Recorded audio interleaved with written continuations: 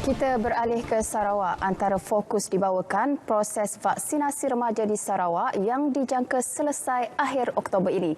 Perkembangan dari Bumi Kenyalang bersama Buma. Silakan Buma.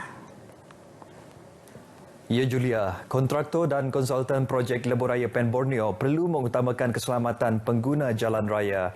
Ke arah itu, mereka diminta mematuhi Pelan Audit Keselamatan Jalan dan Pengurusan Trafik TNP yang ditetapkan merangkumi daripada segi papan tanda arah dan amaran serta lampu tunjuk arah di sepanjang laluan pembinaan projek tersebut. Menteri Kejaraya Datuk Seri Fadilah Yusof berkata aduan tentang keselamatan merupakan antara perkara yang sering diterima pihaknya daripada pengguna jalan raya. Katanya kementeriannya mahu TNP dipatuhi sepenuhnya bagi memastikan keselesaan pengguna jalan raya. Selain itu, beliau juga mahu kontraktor mengurangkan kes-kes kerosakan ke atas utiliti seperti saluran paip di tapak projek. Kita menyarankan especially the work package contractor supaya diformkan apa yang dipanggil di anggota rondaan yang akan memantau, meronda lah, to make sure that akan ada pematuhan sepenuhnya kepada TMPs ini, the Traffic Management Program, supaya kita nak mengurangkan kalau dapat. Paling bagus tak ada lagi kemalangan maut berlaku di tapak pembinaan disebabkan kelemahan kita menguruskan dari segi trafik. Ini yang kita nak capai. Tegasnya, pasukan peronda juga perlu memastikan keperluan keselamatan untuk pengguna jalan raya pada waktu malam mencukupi. Datuk Seri Fadilah mengulas demikian selepas Ahli Dewan Undangan Negeri Maradong, Datuk Ding Kuang Hing membangkitkan isu pengurusan trafik di tapak pembinaan Pen Borneo di Jalan Kenawit, Julau, Durin, KJD yang telah menyaksikan beberapa kemalangan maut berlaku tahun ini. Beliau menyeru pengguna jalan raya untuk mematuhi papan tanda jalan dan had kelajuan yang telah ditetapkan khususnya di sepanjang kawasan pembinaan. Dalam perkembangan sama, Kerajaan Persekutuan dan Kerajaan Sarawak perlu segera membuat dasar pengambilan pekerja asing bagi mengatasi masalah kekurangan pekerja asing dalam sektor pembinaan. Menteri Kerja Raya Datuk Seri Fadilah Yusof berkata ia merupakan isu utama yang menyebabkan kelewatan kerja pembinaan sesebuah projek termasuk projek Lebuhraya Pen Borneo di Sarawak. Setakat ini tiada dasar membenarkan pekerja asing terutama dari Indonesia dan Bangladesh memasuki ke Sarawak. Jelasnya perkara itu telah dibincangkan di peringkat mesyuarat kabinet yang diadakan semalam. Kalau workers ada cabaran tadi, we must come up with action plan. Bagaimana kita boleh bawa pekerja dalam keadaan pandemik ini, bawa daripada luar, import, macam mana kita nak bawa mereka masuk supaya mereka kuarantin, mereka tidak menjadi penyebab tersebarnya COVID varian baru di negara-negeri kita, for example. So that action plan must be diambil secara bersama. Beliau memberitahu ketika melakukan lawatan kerja ke pakej kerja pembinaan WPC 06 dari Jambatan Sungai Awik ke Persimpangan Bintangor sepanjang 64 km dan WPC 07 Persimpangan Bintangor ke Jambatan Sungai Kuak sepanjang 76 km. Kekurangan pekerja asing kini bukan sahaja memberi kesan kepada pembinaan projek Lebuhraya Pen Borneo di bawah Kerajaan Persekutuan, malah menyebabkan kelewatan pembinaan projek jalan raya di bawah kerajaan negeri.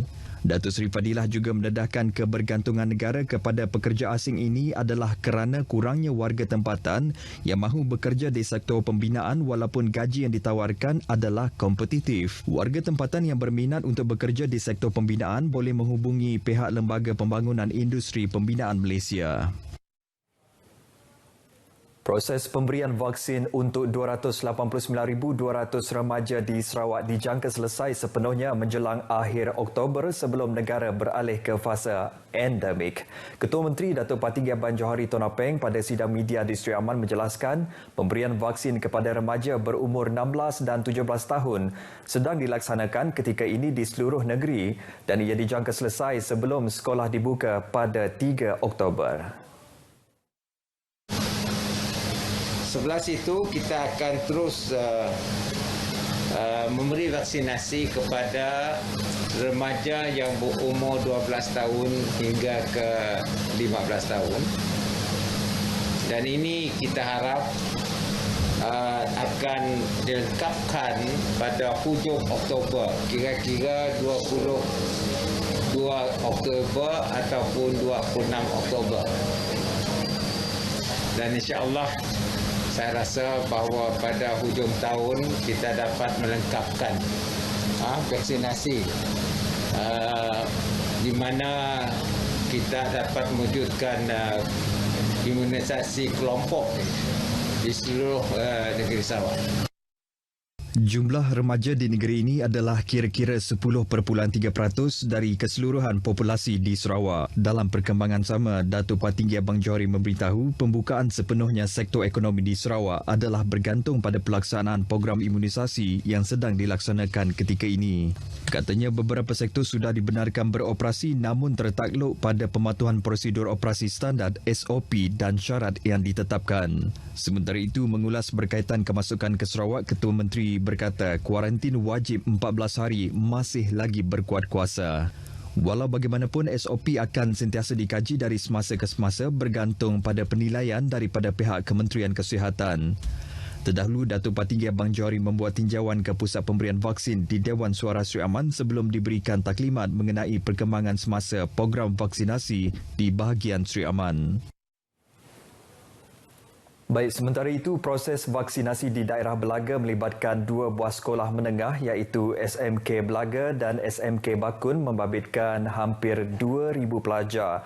Program berkenaan merupakan kolaborasi antara Pejabat Kesihatan Bahagian Kapit dan dilaksanakan menerusi Klinik Kesihatan Belaga serta Klinik Kesihatan Sungai Asap pada Khamis dan semalam. Bagi SMK Bakun, ia dilakukan di Dewan SMK Bakun manakala SMK Belaga pula dilakukan di Pusat Pemberian Vaksin PPV Klinik Kesihatan Belaga. Timbalan Pegawai Pendidikan Daerah Belaga Sektor Pembangunan Murid Bujang Bukoh ketika ditemui RTM di Klinik Kesihatan Belaga semalam menjelaskan pemberian vaksin itu merangkumi pelajar tingkatan 1 hingga tingkatan 5. Jadi saya nampak kehadiran murid itu sangat baik dan juga dibantu oleh pihak ibu bapa yang begitu memberi komitmen yang tinggi kepada anak-anak mereka yang datang dari jauh, yang datang dari Kakus, dari Punan Bah dan dari hulu-hulu sungai. Mereka hadir membawa anak mereka. Pelajar terbabit menerima suntikan dos pertama vaksin Pfizer yang dikendalikan pasukan PPV Klinik Kesihatan Belaga diketuai Dr. Peter Ronald. Bagi pelajar, pemberian suntikan vaksin ini memberi harapan positif kepada mereka untuk menjalani sesi pembelajaran bersemuka tidak lama lagi. Saya juga bangga sudah terima vaksin ini. Memang semua rakyat Malaysia patut terima vaksin untuk lindungi diri daripada COVID-19. Because it is very important because our school is around the corner to reopen again. So we have to be vaccinated to guarantee our safety.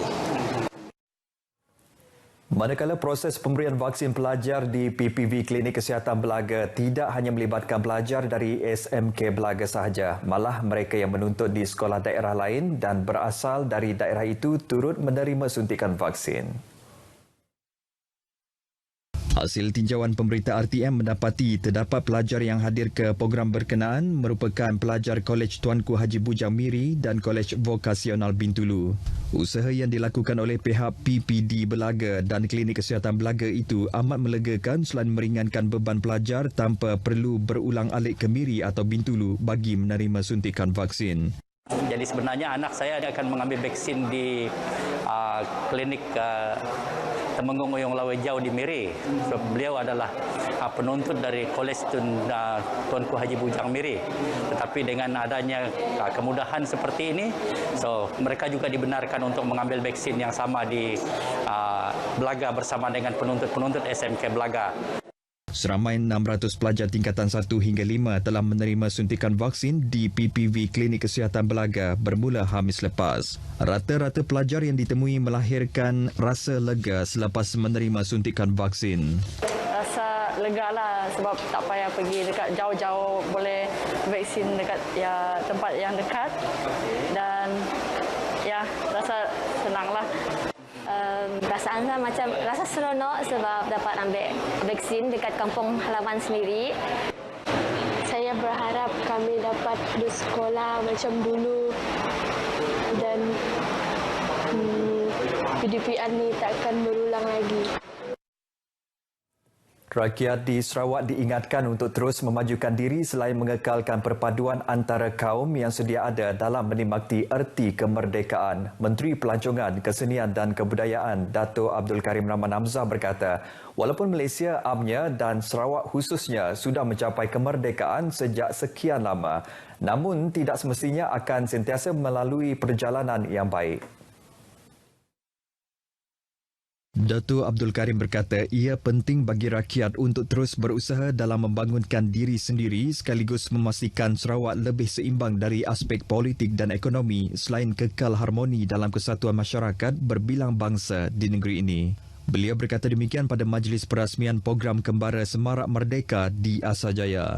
Dalam pada itu, lebih 20 peserta terdiri daripada pelbagai agensi kerajaan negeri dan persekutuan selain Persatuan Belia menyertai konvoi tersebut melibatkan 11 kenderaan dihiasi dengan jalur gemilang serta bendera Sarawak.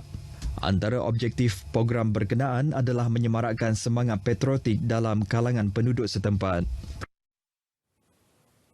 Dalam perkembangan berasingan, Sarawak kini bersedia untuk membuka semula destinasi pelancongan sejurus beralih ke fasa endemik. Menteri Pelancongan, Kesenian dan Kebudayaan Dato' Abdul Karim Rahman Hamzah berkata, sebagai langkah persiapan, kementeriannya akan melancarkan beberapa program pelancongan dalam masa terdekat. Dato' Abdul Karim menjelaskan beberapa program yang sekian lama tertangguh akibat pandemik COVID-19 akan mengikut jejak langkah Pulau Langkawi yang dipilih sebagai destinasi pertama projek rintis bagi pembukaan sektor pelancongan domestik di Malaysia. Dalam kita membuka industri ini, kita perlu berwaspada juga. Kita perlu berwaspada. Kita tidak boleh, berartinya bila buka, kita boleh buat seperti apa yang kita buat dahulu. There are SOP that we have to comply with. Karena masalah virus itu, COVID itu masih lagi berkeliaran. Dato' Abdul Karim berkata demikian pada sidang media di Asajaya. Baik saudara, sekian berita dari Sarawak. Kita kembali bersama Julia di Angkasa Puri. Silakan Julia.